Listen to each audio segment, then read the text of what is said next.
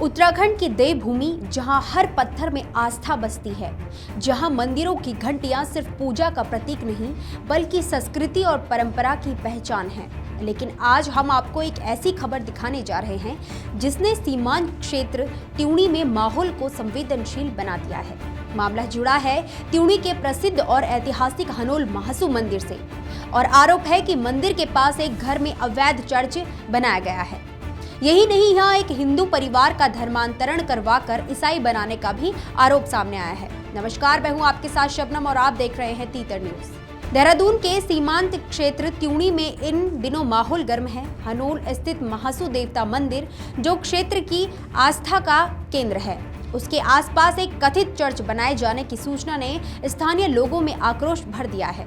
स्थानीय लोगों का आरोप है कि मंदिर के नजदीक एक मकान के भीतर अवैध रूप से चर्च संचालित किया जा रहा है। हालांकि मकान मालिक इन आरोपों को सिरे से खारिज कर रहे हैं। रविवार को यह मामला और तूल पकड़ गया जब रुद्र सेवा फाउंडेशन के संस्थापक राकेश तोमर अपने समर्थकों के साथ मौके पर पहुंचे।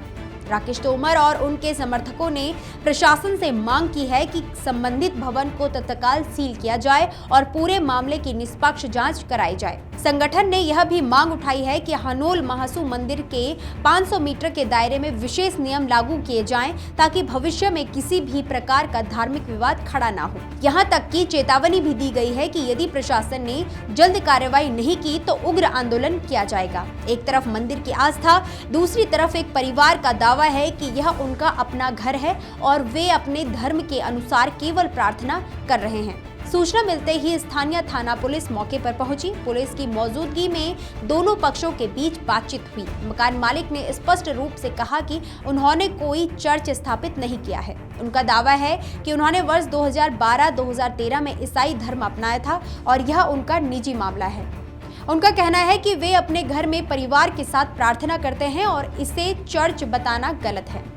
हालांकि भवन के अंदर मौजूद धार्मिक चिन्हों और सजावट को देखकर कुछ कार्यकर्ताओं ने आपत्ति जताई और इसे सार्वजनिक धार्मिक गतिविधि बताया। ऐसा है, रुद्रसेना देवभूमि उत्तराखंड हिमाचल लंबे समय से जौनसार बावर और उत्तराखंड के अंदर धर्मांतरण पर काम कर रही है। हमें सटीक सूचना थी कि हनोल महासू देवता मंदिर है, जिसको 5वां धाम बनाया जा रहा है, उसके गेट के बगल में यहाँ से 10-20 मीटर ये ऊपर गेट पीछे सामने है, यहाँ पे एक चर्च बनाई गई है, जो कि जाने पर हम लोगों ने फिर त्यूणी पुलिस को सूचित किया, LIU को सूचित किया, आसपास के लोगों को सूचित किया। जब गए तो वास्तव में वहाँ पे चर्च चल रही थी। वहाँ पे क्रॉस का निशान, पोडियम बना हुआ, और उस व्यक्ति ने स्वयं लिखा कि हाँ, यहाँ चर्च बनी हुई है, जैसे वीडियो में आप लोग देखें। दुर्भाग्यपूर्ण है, महासू देवता मंदिर में लाखों लोगों की आस्था है और यहाँ के ही लोग जो है उनको प्रलोभन देकर या क्या करके उनका धर्म परिवर्तन कर दिया है। मैं जौनसार बावर के उन नेताओं से कहना चाहता हूँ कि राजनीति ऐसी करो जिससे जो धर्म भी बचे, धर्म आपकी रक्षा करेगा।